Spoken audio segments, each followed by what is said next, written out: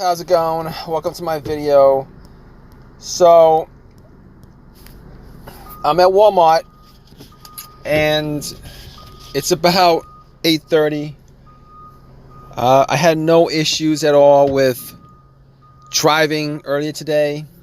I went to Walmart for about 30 minutes, did some shopping, came back, tried to turn the car on, and the car is not starting, and I am trying to figure out why it's not cranking. All right. So basically, first thing that came up, as far as this is concerned, the first thing that came up was, maybe the battery had issues. Maybe my battery was drained or whatever. But believe me, I drove about 15 miles here. I went to a bunch of other places before I stopped here. So if there's any issues with, if the battery was low, it would have been charged up. The battery on my car is pretty new. So the battery is about 3 months old, and I don't think it's the battery. And the other reason why I don't think it's the battery is because everything else works. The lights. High beams work, regular headlights work, they're pretty strong. There's nothing that's out of the ordinary on the dash. All of my lights on the dash work. The blower motor works, the radio works. Everything is working except the car is not turning over. It's not even, I don't even hear a crank. It's not even trying to turn over. It's not even a slow crank, nothing. But I do hear is one single click. And that's all I hear is one click. Now, I don't think it's the alternator. It didn't die out on me while the engine was on. If that was the case, then there's a good chance it's the alternator that's bad. But that's not the case. So basically, it could either be the relay or a fuse. I don't know if it's the fuse. Well, I could take a guess that it's not the fuse or the relay to the starter. Reason I know this is because, I can hear a click when I turn the key. Try to turn on the car. I can hear a click. So a lot of times, if you can hear a click, it pretty much means that there's electricity getting to the solenoid of the starter, except the motor is not turning over.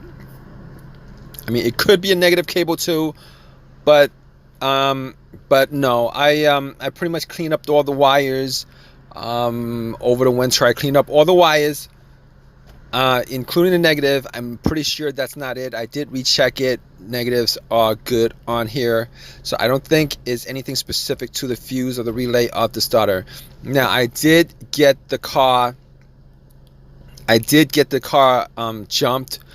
One person helped me jump the car, and unfortunately that didn't work.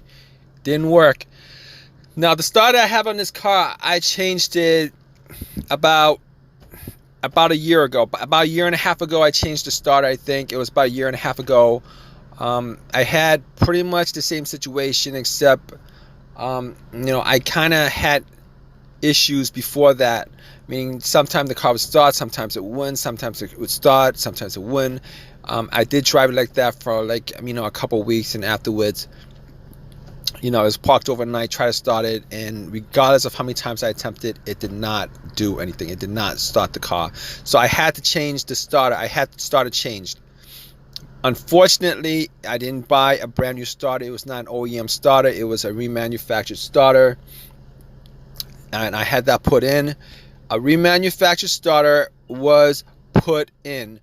And if you guys know anything about remanufactured starters, they're not, entirely reliable. I know I have a friend who actually had a remanufactured alternator that didn't work on him after 6 months. Didn't work for him after 6 months. It kind of broke after 6 months. So I'm hoping that's not the case, because I do not want to change out the starter again. I do not want to get another starter. I do not want to change it out again. And I'm hoping that's not the case.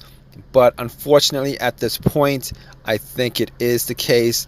I did use a crowbar to knock on the motor, try to start it. Unfortunately, that did nothing. It jumped at nothing. Sometimes if you knock on the starter itself, sometimes it'll start up. I don't know why it would do that, but that's just the way it is. For whatever reason, if you knock it, maybe it knocks. Maybe it was. Maybe it's stuck because after so many turns, maybe it's kind of, it needs a little bit of oil, it needs a little bit of movement, rust or whatever, clear out the rust. I don't know, but this is not the case at this point. It's not starting for me. So at this point, unfortunately, what I'm going to do is I am going to have to call a tow truck to get it towed. I'm going to have to wait an hour for it. I do have AAA. I'm going to wait an hour and a half or whatever to get a tow truck here. That's what I'm going to do. I'm going to keep you guys updated. And I'm pretty sure, unfortunately at this point, I'm pretty sure as it started, that's the problem. But I'll let you guys know.